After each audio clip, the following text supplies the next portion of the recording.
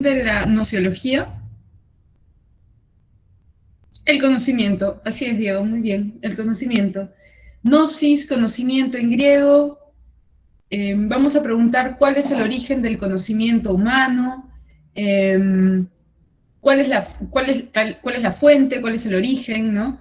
¿Es posible llegar a constituir conocimiento humano? ¿Sí? Bien, entonces vamos a analizar un poquito estas preguntas, ¿sí? ¿Qué tal? Muy bien, entonces voy a compartir pantalla en este momento. Muy bien. Listo, entonces vamos a retomar la conversación, ¿no? Sobre nociología. Entonces, ¿cuál es el origen del conocimiento humano? ¿De dónde surge el conocimiento? Es una pregunta nociológica, es una pregunta filosófica. Y hay diferentes corrientes que han dado diferentes respuestas sobre el origen del conocimiento. El racionalismo es una corriente filosófica del siglo, estamos hablando del siglo XVII, meditaciones metafísicas de Descartes, ¿sí? La ética demostrada por orden geométrico de Baruch Spinoza, ¿no? Y en medio siempre esta crítica, bueno, en este sentido no había una crítica frente a la relación entre teología y filosofía. Bueno, en Spinoza sí encontramos una crítica de esta relación entre teología y filosofía. Estos filósofos modernos, ¿no? Han transitado por el Renacimiento, han vuelto a la filosofía griega clásica y de alguna manera han planteado su continuación. Entonces, para el racionalismo, el conocimiento es posible, ¿sí? Es posible y surge de la razón. ¿Por qué la razón es la fuente del conocimiento humano? ¿Por qué no los sentidos? ¿Por qué no las sensaciones, las impresiones de sensación de las que nos hablaba David Hume? Porque el ser humano, como su profesor les mencionaba hace un momento, puede caer en el error, ¿no? Entonces, no debemos confiar en nuestros sentidos, ¿no? Podemos confundirnos de color, ¿no? Entonces, ¿qué prueba tenemos de que la realidad existe, ¿no? ¿Qué prueba tenemos de que no estamos soñando? ¿Qué prueba tenemos, ¿no? De que no existe un genio maligno que nos pueda engañar por medio de proposiciones matemáticas, ¿no?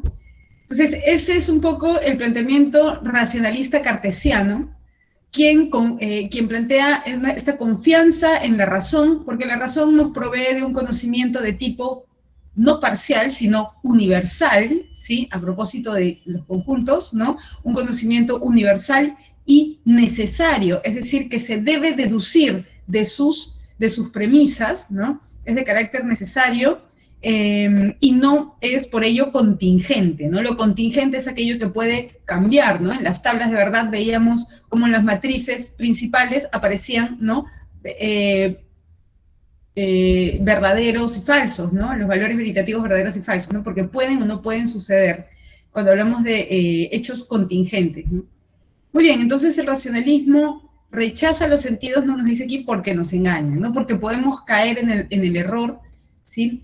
Y en Descartes hablamos de tres tipos de ideas, ¿no? Recordemos un poquito, hablábamos de ideas innatas, ¿sí? La idea del yo, la idea de Dios, la idea de infinito, ¿sí? Son ideas innatas, ¿no? Luego también, lo que nos trae también un poco de, lo que nos hace recordar un poco la doctrina de las ideas platónicas, ¿no? Estas ideas, estas definiciones universales, absolutas, perfectas, que habitarían, ¿no? Una otra región, ¿no? Que sería el mundo de las ideas a la que la psique pertenece. Bueno, habría esta cierta relación, ¿no? Entre la doctrina platónica de las ideas y el innatismo de ciertas ideas en Descartes, como la idea de Dios, la idea de perfección, la idea de infinito, la idea del yo, ¿no? Recordemos que la base del racionalismo cartesiano es cogito ergo sum. Es decir, en esta duda hiperbólica, en esta duda total que está desarrollando Descartes, por eso cae en un escepticismo, pero no en un escepticismo como habíamos visto la clase pasada, no cae en un escepticismo radical como Pirrón de Elis, ¿no? Con la epogé, ni tampoco cae en un escepticismo agnóstico, ¿no? Como el de David Hume, que no podemos conocer sustancias metafísicas como Dios o como el alma porque no podemos tener impresiones de estas sustancias, ¿no? Para el racionalismo, ¿sí?, estas ideas innatas son verdades de razón, ¿no? Y que tienen que ver con las matemáticas, tienen que ver con los axiomas, ¿no? Que manejamos, ¿no? Entonces, por ejemplo, el todo es mayor que la parte, ¿no? Por eso el racionalismo está muy relacionado con la geometría. Descartes es pionero, ¿no?, en la geometría analítica.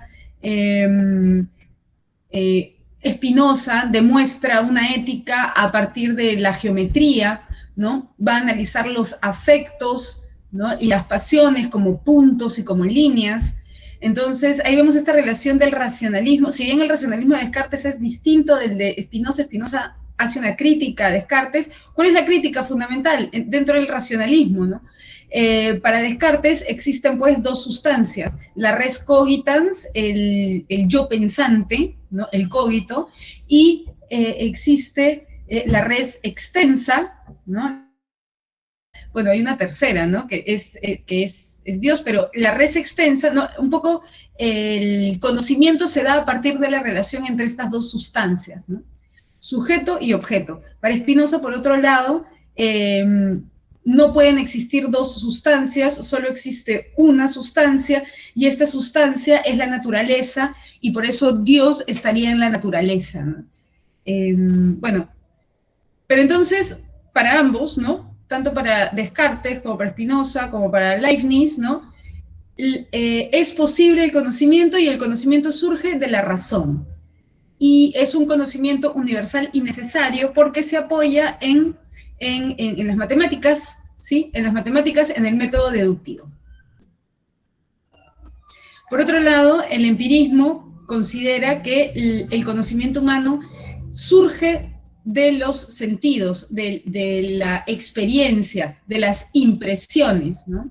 Entonces, no hay algo así como ideas innatas, ideas de las que previamente no hayamos tenido una impresión, sino que la mente es tabula rasa, es decir, una hoja, una analogía, ¿no? Es como una hoja en blanco que se va a ir llenando a partir de nuestras experiencias. Entonces, nada hay en la razón que no haya estado antes en los sentidos, ¿no? Hay una relación, ya aquí ya no estamos hablando de matemáticos, estamos hablando, aquí tenemos a John Locke, ¿no?, con la teoría de los derechos naturales, también se desarrollaron en derecho, ¿no? Bueno, no solo en filosofía, en medicina, ¿no? Entonces, esta relación entre el empirismo y las ciencias naturales, ¿no? Y las ciencias sociales también. Muy bien, entonces, para el empirismo el conocimiento es posible siempre y cuando surja a partir de la experiencia. Y tenemos la propuesta kantiana para el criticismo, ¿sí? No podemos aducir que el conocimiento humano solo se apoya en los sentidos o en la razón, sino que la experiencia y el entendimiento, la sensibilidad y el entendimiento se relacionan de una particular forma, ¿no? En Kant tenemos este análisis del sujeto, un análisis, ¿no?, fotográfico, estático del sujeto, con estos tres aspectos, ¿no?, o con estas tres facultades, para ser precisos, ¿no?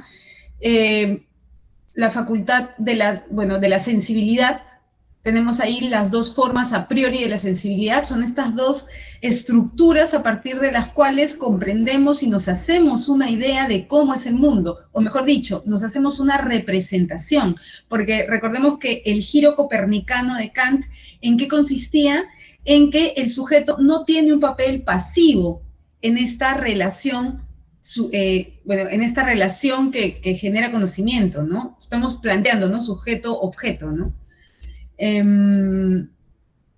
Sino que tenemos pues estas formas a priori, es decir, a priori, ¿qué significa? En latín es anterior a la experiencia, son formas que están antes de la experiencia. Entonces aquí vemos cómo el racionalismo, con este planteamiento de, ideas innatas, solamente que en Kant ya no son ideas innatas, sino que son formas a priori, son estructuras, es decir, no son contenidos, no es la idea de perfección, no es la idea de Dios, son estructuras que van a moldar, por decirlo de alguna manera, o moldear la realidad para hacernos una representación. Pero aquí ya en el nivel de las representaciones ya estamos un poco hablando de la facultad del entendimiento.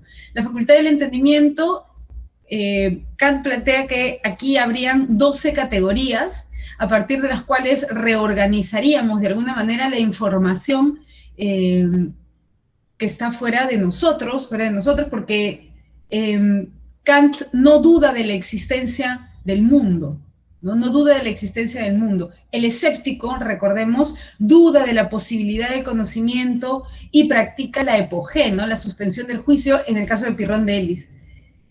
Y finalmente tenemos la facultad de la sensibilidad, la facultad del entendimiento y la facultad de la razón, ¿no? Aquí hay una frase de Kant: la razón sin los sentidos, la razón sin los sentidos es vacía y los sentidos sin la razón son ciegos. Muy bien, entonces aquí también el papel de la razón, ¿no? El papel de la razón es importante porque recordemos que una de las obras importantes de Kant dentro de sus críticas es la crítica de la razón pura o la crítica de la razón teórica, en donde Kant se pregunta, ¿la metafísica es una ciencia? Y responde de forma negativa, ¿no? La metafísica no es una ciencia porque, de alguna manera, es producto de nuestra razón. Es decir, nuestra facultad de la razón, ¿no? La razón humana tiende a elucubrar este tipo de ideas, ¿no? Como la idea de Dios, como los valores. Bueno, no vamos a entrar mucho ahí, ¿sí? Pero este es un poco el planteamiento del criticismo, ¿no? Que plantea esta consideración del aspecto sensorial y del aspecto racional, ¿no? Entonces, el entendimiento y la sensibilidad, y la razón también, ¿no? Pero el entendimiento y la sensibilidad nos permite generar los juicios sintéticos a priori, que son los juicios de la ciencia. Muy bien. Listo, entonces, ¿no? Nos dice aquí, la experiencia brinda los datos, pero la razón organiza, ¿no? En este caso, bueno, el entendimiento organiza, procesa y sintetiza esos datos. Aquí tenemos, ¿no? Las 12 categorías, ¿sí? La categoría de unidad, pluralidad, totalidad, realidad, negación, limitación, sustancia, causalidad, interacción y posibilidad, existencia y necesidad.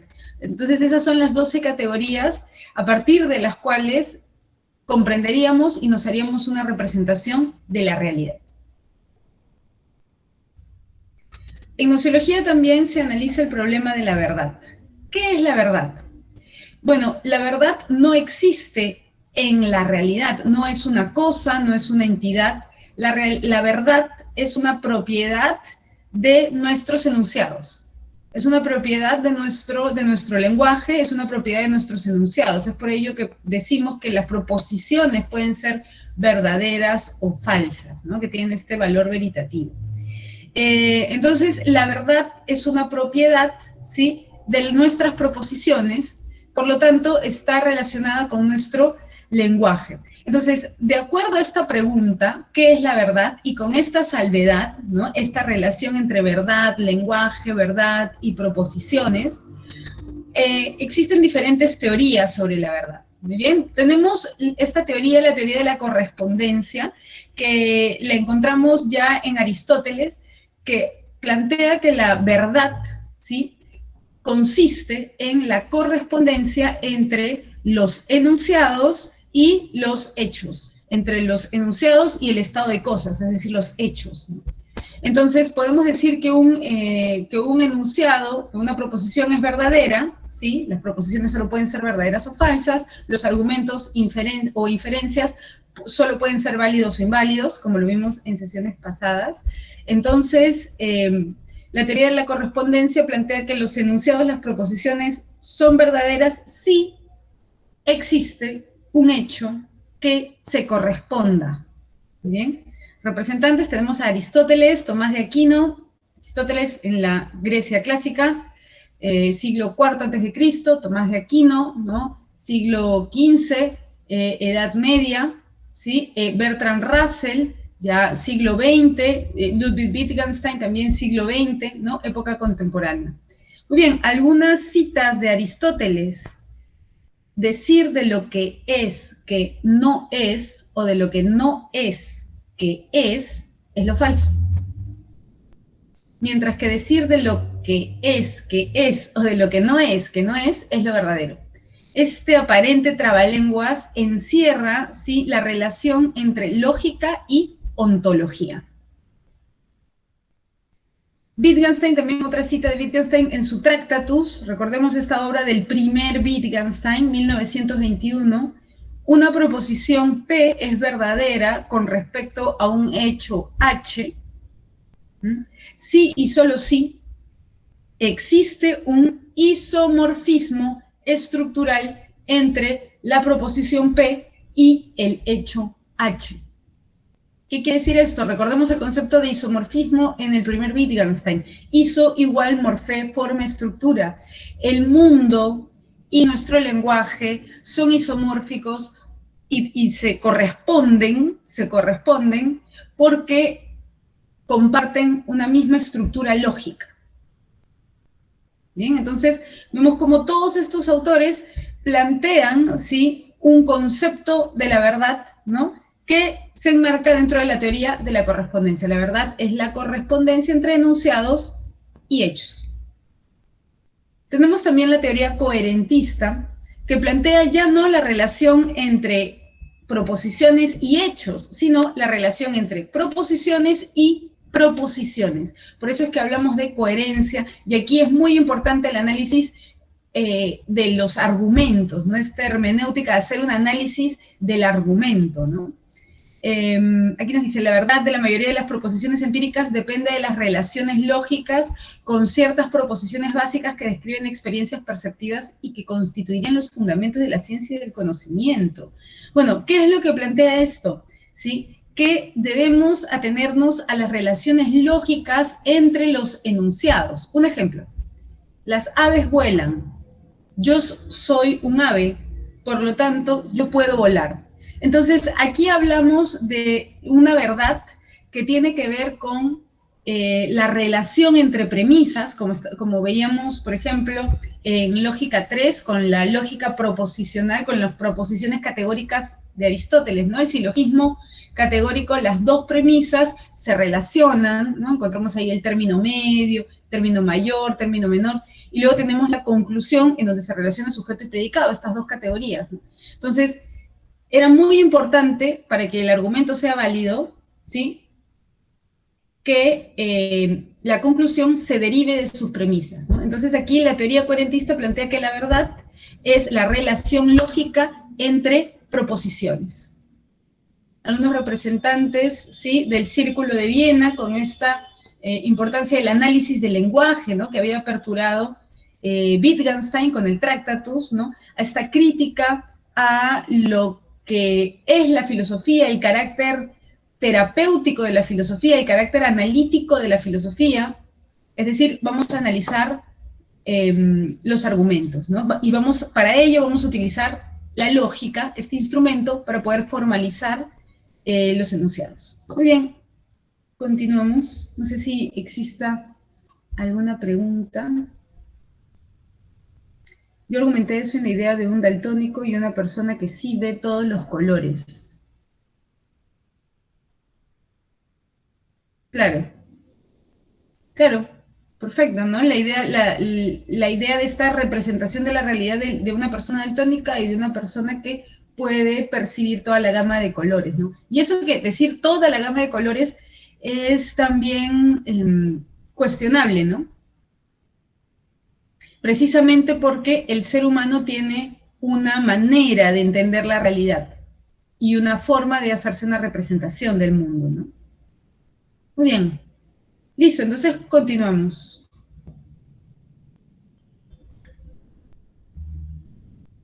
La teoría pragmatista plantea que la verdad, ¿sí? Se relaciona con la utilidad. Entonces, un enunciado será verdadero para la teoría pragmatista siempre y cuando este enunciado pueda proveernos cierto beneficio, no sea útil. Entonces, aquí nos dice, una creencia es verdadera si solo produce consecuencias útiles, prácticas y positivas en las acciones que permiten adaptarme en la vida, ¿no? Entonces, aquí hay una preocupación por la conservación de la vida, la autoconservación de la vida, ¿no? Por medio de la búsqueda de la utilidad, de aquello que nos permita seguir existiendo. Entonces, la verdad se relaciona con la utilidad de las acciones. Y tenemos finalmente la teoría consensualista. La teoría consensualista plantea que el consenso, es decir, el debate, el diálogo, ¿sí? son el escenario, ¿no? Y el paso siguiente es llegar a un consenso, a un acuerdo. No se pueden satisfacer todas las partes, ¿no? No se pueden satisfacer a todas las partes integrantes, pero sí se puede llegar a un consenso en pro de un beneficio básico para todos y todas, ¿no? Entonces, en este sentido, la teoría consensualista plantea que la verdad se relaciona con el diálogo, ¿sí? Con el diálogo, con la defensa de los argumentos. Entonces, hablamos aquí de mejores argumentos, ¿no? Y de argumentos que no son los mejores, ¿no? Entonces, un buen argumento, ¿no? O un mejor argumento, ¿sí? Aquí nos dice, ¿no? El resultado de un discurso no puede decidirse ni por coacción lógica ni por coacción empírica, sino por la fuerza del mejor argumento. A esta fuerza es a lo que llamamos motivación racional. Entonces, el mejor argumento es el que incluye los intereses de las mayorías y también el de las minorías. Pero para ello debemos asegurarnos de que todas las partes puedan estar involucradas en el diálogo, porque de otra manera no se van a poder plantear la defensa de determinadas posturas, ¿no? Entonces es muy importante el diálogo, el debate y sobre todo el consenso. Entonces es el consenso, es el acuerdo racional entre las partes el que plantea la verdad. Entonces aquí tenemos a Habermas, ¿no? Habermas como representante, que nos dice, el discurso es aquella forma de comunicación caracterizada por la argumentación. Es muy importante, él tiene un planteamiento de la teoría de la acción comunicativa, es decir, actuar por medio de argumentos, ¿no? Muy importante también, ya lo hemos visto anteriormente, ¿no? La relación entre los discursos y las acciones. Entonces aquí nos dice, ¿no? En los discursos intercambiamos no informaciones, sino argumentos. Entonces, dichos actos, estos actos en donde planteamos estos argumentos, deben cumplir 4 pretensiones para que sean válidos. Tienen que ser inteligibles, tienen que ser comprensibles, tienen que ser, bueno, veraces para el hablante, ¿sí? Tienen que transmitir algo tomado como verdadero por los hablantes, ¿no? Y debe buscar un acuerdo para generar valores y normas comunes. ¿Bien? Entonces, esta es la teoría consensualista. Y así hemos visto estas 4 teorías de la verdad, ¿no? Que plantean diferentes conceptos de verdad dentro de la nociología, teoría de la correspondencia, enunciado y hechos, ¿sí? Se corresponden. Teoría coherentista, la verdad depende de las relaciones lógicas entre los enunciados. Teoría pragmatista, la verdad depende de la utilidad, ¿no? Que puedan proporcionarnos las acciones, ¿no? Bueno, y estos enunciados, ¿no? Y la teoría consensualista con Jürgen Habermas la importancia de la argumentación, del diálogo y del consenso. Muy bien. Entonces, muy bien, continuamos. Ahora vamos a hablar sobre epistemología, ¿sí? Ahora vamos a hablar sobre epistemología. Y epistemología proviene del griego episteme, y episteme es un concepto que se opone al término doxa. Episteme significa conocimiento verdadero, mientras que doxa, ¿no?, significa conocimiento particular, opinión, ¿no? Entonces existe pues esta división, ¿no?, ya en el mundo clásico de episteme y doxai, ¿no? Episteme, que es el conocimiento verdadero, del que nos hablaba Platón, ¿no?, del que nos habla Descartes, ¿cierto? Este conocimiento que sí podemos generar, ¿no? Y por otro lado tenemos doxai, las opiniones, múltiples opiniones, ¿sí? Y que de alguna manera podemos recordar un poquito la relación con los sofistas, ¿no? Y esta introducción del relativismo, ¿no? No existen valores universales, todos los valores son producto de consensos, de acuerdos entre seres humanos, a propósito de la teoría consensualista con Habermas, ¿no?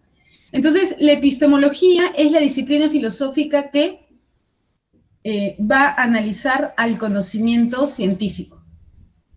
Y es que el conocimiento científico es considerado como, de alguna u otra forma, el conocimiento verdadero, debido a la comodidad que ha podido generar, ¿no?, para la humanidad, debido, ¿no?, a estas facilidades, ¿no?, conocimiento verdadero, y bueno, y por diversos factores, ¿no? Lo que vamos a analizar en epistemología, entonces, es el conocimiento científico, ¿no? Este conocimiento metódico, racional, que se basa en la observación, ¿no?, donde los sentidos tienen un papel muy, muy importante, pero que estas falencias, ¿no?, que estaban planteando también en el chat a partir de estas diferentes representaciones de la realidad entre una persona daltónica y una persona que puede ver una cierta gama de colores, ¿no? Entonces, vamos a hablar sobre las funciones de la ciencia, ¿sí?, sobre la investigación científica, sobre el método científico, qué es el conocimiento científico, cómo se diferencia de otros, y sobre algunas teorías epistemológicas. Muy bien, definición de epistemología, ¿sí? La epistemología es la disciplina filosófica que estudia la ciencia. Muy bien, vamos a verla un poco, vamos a analizarla mucho más durante el siglo XX, a partir del planteamiento, empirismo lógico, ¿no?, del Círculo de Viena. Muy bien, ¿no? Claro, el empirismo lógico o el neopositivismo, ¿no? Recordemos, el Círculo de Viena planteaba el criterio de demarcación entre ciencias y pseudociencias a partir de la verificación, y partía pues del método inductivo. El método inductivo, vamos de casos particulares a generar una teoría de carácter universal, una teoría que pueda explicar la realidad en su totalidad, ¿no? Entonces, el método inductivo. Muy bien, aquí nos dice, otras corrientes han acompañado desde entonces el debate en torno a la ciencia. Vemos qué corrientes son ellas. El racionalismo crítico de Karl Popper, recordemos este debate entre el Círculo de Viena y el racionalismo crítico de Karl Popper, esta defensa de la metafísica, ¿no?, esta aclaración sobre el significado de las palabras, ¿no?, o el significado de los enunciados. El Círculo de Viena planteaba que los enunciados que no se pueden formalizar de forma lógica carecen de sentido. El racionalismo crítico de Karl Popper va a plantear que los enunciados de la metafísica, si bien no se pueden formalizar por medio de las variables de la lógica, no implica ello que carezcan de significado, carezcan de sentido, ¿no? Un poco ahí está el debate también, la defensa de la metafísica, y esta crítica también a cómo se debería plantear el método científico, ¿no? Recordemos que este criterio de demarcación entre ciencias y pseudociencias, el Círculo de Viena lo plantea a partir de la verificación, del método inductivo. Karl Popper nos habla del método hipotético deductivo y de la falsación. de la búsqueda de aquellas anomalías, de la búsqueda de aquellos hechos que contradigan esta teoría universal. ¿Para qué? Para generar crítica, ¿no? Y para que podamos nutrir nuestras teorías. Luego tenemos también el relativismo epistemológico. Vamos a hablar también de Thomas Kuhn, ¿sí? Con la estructura de las revoluciones científicas, las anomalías, ¿sí?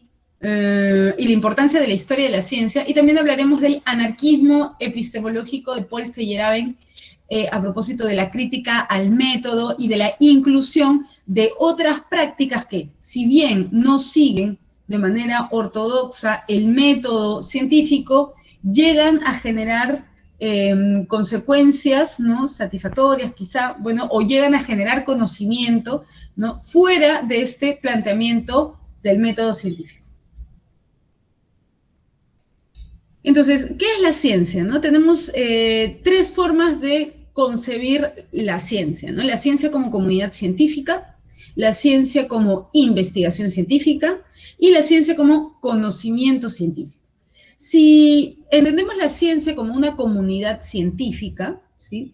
Entonces debemos analizar estas funciones sobre aquello que realiza esta comunidad, ¿no? La comunidad científica busca describir, explicar, predecir y aplicar, ¿sí? El conocimiento, ¿no? Una descripción de los fenómenos para generar un conocimiento que pueda transformar la realidad, ¿no? Que pueda predecir hechos. Muy bien. Entonces, aquí vamos a hablar un poco de las funciones de la ciencia. Tenemos aquí, bien, a Galileo y el telescopio. Entonces, la ciencia busca emitir no juicios de valor, ¿no? Recordemos un poquito axiología. En axiología, esta disciplina filosófica que estudia los valores, emitíamos juicios de valor, planteábamos nuestro punto de vista, ¿no? Desde nuestra subjetividad. En cambio, en el acto contemplativo emitíamos juicios de existencia. Así es, emitíamos juicios de existencia, y estos juicios de existencia eran descripciones, ¿no? Es decir, limitarnos a responder a las preguntas cuándo, dónde, cuánto y cómo, ¿sí? Respecto siempre de los hechos, describir hechos, ¿no? La explicación, aquí tenemos a Newton, ¿sí? La explicación, ¿en qué consiste? En conocer las causas, ¿no? Recordemos un poquito la tradición aristotélica. Conocer algo es conocer sus causas, ¿no? Y en Aristóteles ya teníamos las cuatro causas: la causa formal, la causa material, la causa eficiente y la causa final, tan importante, el telos, ¿no? La causa final. Muy bien, entonces la explicación es el conocimiento de las causas y responde a la pregunta ¿por qué? La explicación. Luego tenemos la predicción, ¿no? Que por medio de la descripción, ¿sí? Y por medio de la explicación podemos entonces luego predecir hechos, ¿sí? A partir de estas hipótesis, ¿no? Entonces podemos plantear leyes, podemos plantear teorías, ¿sí? Que tengan cierto carácter predictivo. Y finalmente tenemos la aplicación, que es llevar a cabo, transformar la realidad a partir de este conocimiento generado por este método, ¿no? Por el método que vamos a analizar en breve. Muy bien. Entonces, hay alguna finalidad, ¿no? Nuevamente, aquí hay alguna finalidad. De alguna manera la aplicación se relaciona totalmente, no de alguna manera, totalmente con la finalidad, ¿no? Y la aplicación está relacionada con nuestra noción de tecnología, con nuestra forma de relacionarnos con la realidad, ¿no? Medicina, la industria, la educación, esta relación de transformación con la realidad. El método científico, sí, el método científico es un conjunto de reglas, ordenadas que debemos seguir de forma acrítica, ¿no? Para poder generar conocimiento. Y es precisamente lo que el conocimiento científico no podría llegar a hacer, que es establecer, aunque, bueno, aunque no sería propio el método científico de establecer una crítica al método científico, porque de esta manera, de alguna forma, se inamovilizaría el desarrollo del método.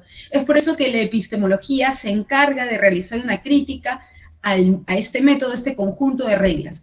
La primera regla es la formulación del problema, ¿sí? Debemos formular una pregunta, muy bien, y esta pregunta debe ser formulada luego de realizar una observación de hechos. Una observación de hechos y se formula una pregunta.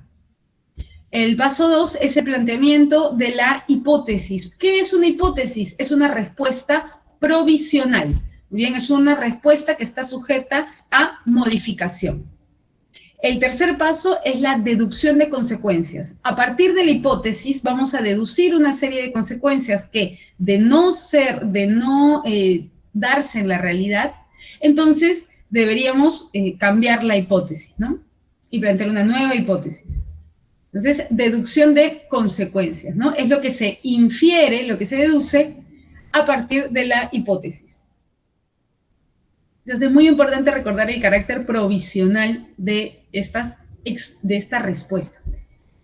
Luego tenemos finalmente la contrastación de resultados, ¿sí? En donde vamos a comprobar o verificar, ahí notamos un poco, ¿no? La influencia de este criterio de marcación del círculo de Viena, ¿no? Consiste en la comprobación o verificación de la hipótesis con los fenómenos observables. Muy bien, entonces vamos a analizar los hechos de la realidad y de alguna manera practicar un poco estar guiadas por este concepto de verdad, ¿no? Según la teoría de la correspondencia, ¿no? Que veíamos hace un momento. Entonces, la verdad, ¿no? De esta hipótesis, ¿sí? Recae en la correspondencia con los hechos. Entonces, estos son los 5 pasos del método científico: formulación del problema, ¿sí? Planteamiento de la hipótesis, deducción de consecuencias y contrastación de resultados. Muy bien, entonces, si comprendemos por otro lado, ¿no? a la ciencia como conocimiento científico y ya no como comunidad científica que realiza, pues, que lleva a cabo este método científico, sino la ciencia como conocimiento científico, entonces estamos hablando de un sistema de proposiciones, ¿no? De una relación entre enunciados, de un sistema de proposiciones que describe, explica y predice los fenómenos del mundo real. Muy bien. Que describe, explica y predice los fenómenos del mundo real. Bien. Entonces, aquí nos dice, el conocimiento científico tiene las características de ser selectivo, es decir, a diferencia del conocimiento filosófico, ¿no? Que no es selectivo, que es totalizador.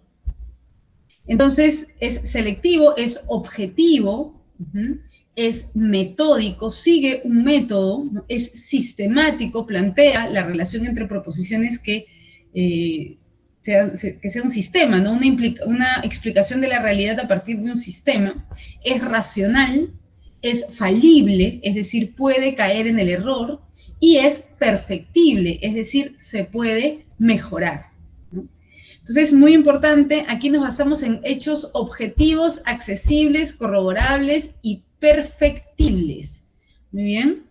Entonces, aquí nos dice, respetan un solo criterio de verdad, ¿no? Ahí tenemos también esta teoría de la correspondencia, ¿no? Entonces, nos atenemos a los hechos, ¿sí? En tanto que estos hechos son accesibles, no estamos hablando aquí de sustancias, ¿no? Sino de hechos que podemos corroborar por medio de nuestras experiencias. Muy bien, entonces el conocimiento científico, ¿sí? Dentro del conocimiento científico encontramos la ley científica y la teoría científica, ¿sí? Bueno, la ley científica es una respuesta provisional que ha sido favorablemente contrastada, es decir, que ha pasado el examen, por decirlo de alguna manera, de la última fase, que es la contrastación de resultados, ¿no? Entonces esta hipótesis se ha correspondido con la realidad y por lo tanto se transforma en una ley científica. Y siendo una ley científica, ahora tiene ya no el carácter provisional de la hipótesis, sino posee el carácter universal y necesario de una ley, ya que describe la realidad y puede predecir hechos. ¿No? Entonces tiene la forma de un enunciado general, ¿no? Se relacionan aquí varios fenómenos. Por otro lado, tenemos la teoría científica, ¿sí? La teoría científica es una explicación de la realidad. Es la vinculación de todas estas leyes. De todas estas leyes. Entonces, la teoría científica explica de esa forma el mundo, ¿no? O los hechos. Dice aquí, la teoría científica no se descubre, sino que se elabora a partir de las leyes científicas y los datos observados o corroborados científicamente. Esto es muy importante, si no hay un descubrimiento aquí, ¿sí?, de las teorías, sino que hay una elaboración de nuestras explicaciones sobre la realidad. Bien, vamos a hablar de la clasificación de la ciencia, ¿sí?, por su finalidad. ¿Sí? Por su finalidad tenemos ciencias teóricas y ciencias aplicadas. Las ciencias teóricas tienen como fin comprender la realidad, conocer la realidad. Y aquí encontramos las ciencias formales o ciencias teóricas, ¿no? Matemáticas, lógica, astronomía, buscan describir, explicar, predecir los hechos, ¿sí? Y no requieren, no buscan modificar la realidad, ¿sí? Esto ya se relaciona con las ciencias aplicadas, ¿no? Por ejemplo, la medicina, las ingenierías, ¿no? Buscan el beneficio de carácter práctico, ¿sí? Buscan la utilidad, ¿bien? Y a partir de la búsqueda de la utilidad es que se va a transformar la realidad. Por otro lado, según su objeto de estudio, es decir, según aquello que analizan, aquello que estudian, podemos clasificarlas como ciencias formales y ciencias fácticas. Las ciencias formales son aquellas que estudian entidades ideales, ¿sí?, conceptos, bueno, en este caso de índole abstracto, ¿no?, como en las ciencias formales de la aritmética, del álgebra, de la lógica y de la geometría.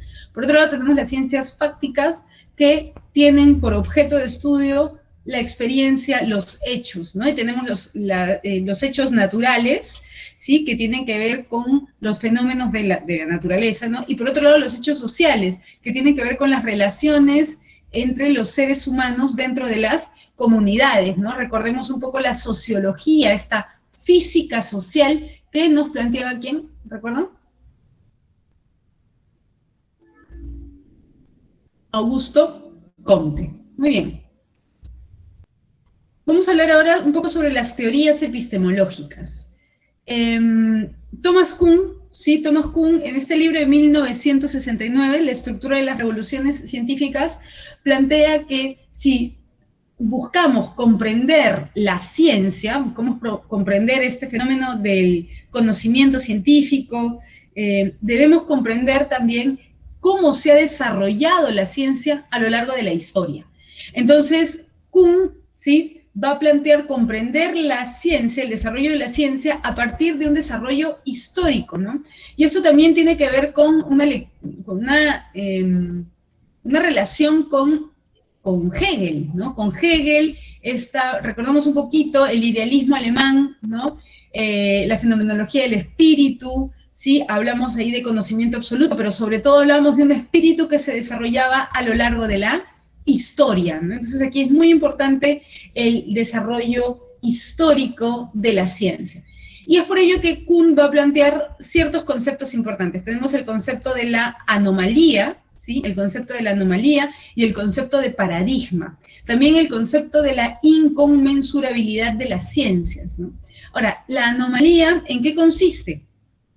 La anomalía es un hecho que no puede ser explicado por la teoría científica vigente, ¿no? Entonces, en determinada época planteamos una determinada manera de comprender la realidad, tenemos, ¿no? Bueno, no existe una, sino a lo mejor múltiples teorías, como en física tenemos múltiples teorías que tratan de explicar el origen del del universo, ¿no? Entonces tenemos diferentes teorías, pero al margen de esas teorías existen hechos, ¿no?, que a lo mejor no pueden ser explicados por todas, ¿no?, por todas ellas. Entonces, de ahí también la variedad de teorías. Entonces, estos hechos marginales, ¿sí?, son denominados anomalías, es decir, son estos problemas, ¿sí?, que de alguna manera no se resuelven por las teorías y que pueden minar de alguna forma, o en todo caso cuestionar la verdad, sí, la verdad o la validez, ¿no? O la validez de esas teorías, ¿no? La validez de esas teorías. Muy bien, entonces la anomalía es un hecho marginal que no es explicado por la teoría vigente. Por otro lado tenemos el paradigma. El paradigma, ¿sí?, cada momento histórico, ¿sí?, en cada momento histórico existen también determinados paradigmas, ¿no? Un paradigma es el conjunto de creencias, de valores, de métodos, de educación, de conceptos, ¿no?, que explican la realidad, ¿no? Entonces, esta explicación, o sea, la teoría se relaciona con la realidad. Si la teoría describe al mundo, o en todo caso, si una determinada teoría plantea, como por ejemplo la teoría tolemaica que planteaba que la Tierra, ¿no?, se encontraba en el centro, ¿no?, del universo, entonces, de alguna manera, aquí esta manera de explicar la realidad se relaciona también con la manera como los seres humanos nos vamos a comprender y vamos a interactuar, ¿no? Entonces, que un paradigma, sí, es esta repercusión social, económica, ¿no?, de estas teorías, ¿sí? Y nos dice, es el conjunto de creencias, valores, técnicas, métodos de educación y conceptos que giran en torno a una teoría explicativa, ¿no?, todos ellos aceptados por una comunidad de científicos en un determinado momento histórico. Entonces, hay una manera de comprender la realidad en un momento determinado de la historia y hay una forma de vida relacionada con esa comprensión. Y esto, al decir de Kuhn, es de carácter histórico. Por ello que aquí vamos a hablar de diferentes fases. Vamos a hablar de las fases precientíficas. La fase precientífica, sí, aquí nos dice, se recolectan datos sobre la realidad sin un plan definido, ¿no? Entonces, en la fase precientífica existen varias teorías que buscan explicar la realidad. En la fase de la ciencia normal existe una teoría que se consolida y que plantea la manera como vamos a comprender el mundo, ¿no? Pero, sin embargo, no es que allí se queda, ¿no?, la investigación científica, sino que se continúa esta investigación sobre la realidad y se genera, ¿no?, y se va a generar una forma de vida, una manera de comprendernos, una manera de vivir. Muy bien, aquí nos dice, todo enigma es resuelto a partir del paradigma vigente, ¿no? En este momento de la historia, todos los enigmas, todos los problemas, de alguna forma, han sido resueltos por esta teoría científica, ¿no? Entonces, hablamos aquí de la fase de la ciencia normal. Y finalmente hablamos del periodo de la fase de la revolución científica, es decir, cuando hay un cambio de paradigmas, ¿no? Entonces, debido, aquí nos dice, a la presencia de cada vez más preguntas sin resolver, cada vez más hechos sin ser explicados, entonces de esta manera se mina la vigencia, ¿no?, de una teoría científica y se cambia de teoría científica y también, por lo tanto, se cambia de paradigma, ¿no? Entonces, esto sí es una crisis, es lo que en Kuhn, ¿no?, podemos plantear como una crisis que plantea también este cambio de paradigmas, producto de un cambio de explicaciones de teorías. Ahora, es importante, ¿no? Este cambio no implica que un paradigma o que una teoría sí sea mejor que otra, ¿no? Pues estos paradigmas son inconmensurables, es decir, no se pueden comparar. No se pueden comparar, parten de otros supuestos, quizá, ¿bien? Entonces no se pueden comparar, no podemos decir que existen paradigmas mejores o peores, pero bueno, nos reservamos también cómo ustedes, ¿no?, consideran este planteamiento de Kuhn. Por otro lado, tenemos el anarquismo epistemológico con Paul Feyerabend, con otro libro importante que es Contra el método, en donde Feyerabend cuestiona, ¿sí?, o en todo caso, claro, la vigencia, no solo la vigencia, sino esta autoridad, ¿no? Feyerabend cuestiona la autoridad del método científico, ¿no? Y postula que no hay un único método para generar conocimiento, ¿no?, sino que existen múltiples métodos, ¿no?, y que eso tiene que ver, ¿no?, y que en todo caso, esta preferencia por el método del conocimiento científico que se atiene a determinados pasos y que cumple determinadas funciones, ¿sí?, tiene que ver con un conocimiento privilegiado, ¿no? Entonces, si ampliamos nuestra perspectiva y planteamos que existe otras maneras de generar conocimiento, ¿no?, entonces, de alguna manera, estaríamos minando esa autoridad, ¿no?, y aperturando, ¿no?, nuestros puntos de vista para otras formas de generar conocimiento. Entonces, no hay métodos, no es que el método científico sea superior a otras formas de generar conocimiento, ¿no? Podemos hablar del chamanismo, podemos hablar, no sé, de diferentes otras formas de generar conocimiento, ¿no?, o en todo caso de generar beneficios, ¿no?, si es que el conocimiento científico también busca la utilidad y la autoconservación del ser humano. Si existen otras formas de generar esta autoconservación, ¿por qué no podríamos considerarlas, ¿no? Entonces, Paul Feyerabend identifica a la ciencia actual como el equivalente de la religión de la época medieval, ¿no? Entonces, es irracional y es autoritaria, ¿no? Entonces, el conocimiento científico ha alcanzado un grado de autoridad y de irracionalidad que ha blindado, ha bloqueado otras formas de generar bienestar, otras formas de generar conocimiento. ¿Por qué? Porque ha privilegiado el rendimiento tecnológico, el confort, ¿no?, por encima de otros valores. Muy bien, y eso sería todo.